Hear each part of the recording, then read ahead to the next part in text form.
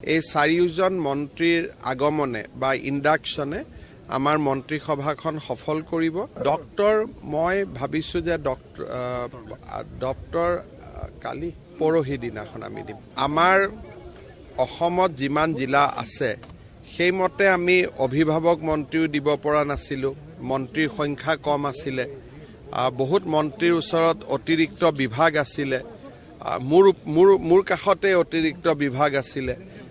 গতিকে সকলো বিভাগে যাতে ন্যায় পায়, এই চাৰিওজন মন্ত্ৰীৰ আগমনে বা ইণ্ডাকশ্যনে আমাৰ মন্ত্ৰীসভাখন সফল কৰিব।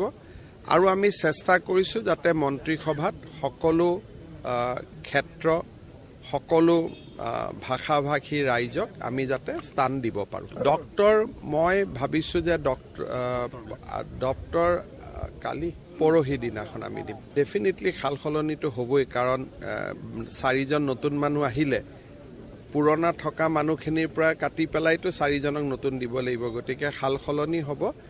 আজিও নকৰোঁ, কালিও নকৰোঁ, পৰহি দিনাখন কৰিম। আমাৰ অসমত যিমান জিলা আছে সেইমতে আমি অভিভাৱক মন্ত্ৰীও দিব পৰা নাছিলোঁ।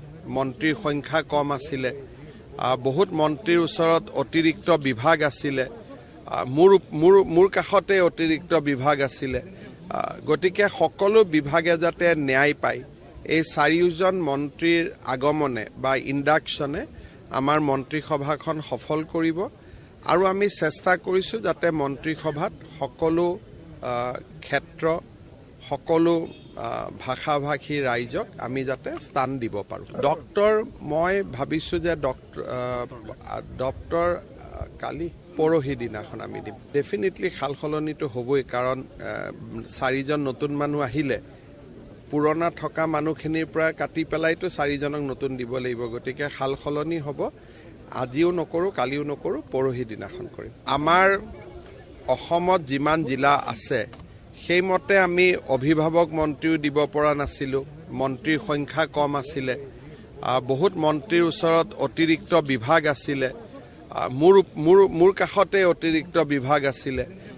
গতিকে সকলো বিভাগে যাতে ন্যায় পায়, এই চাৰিওজন মন্ত্ৰীৰ আগমনে বা ইণ্ডাকশ্যনে আমাৰ মন্ত্ৰীসভাখন সফল কৰিব।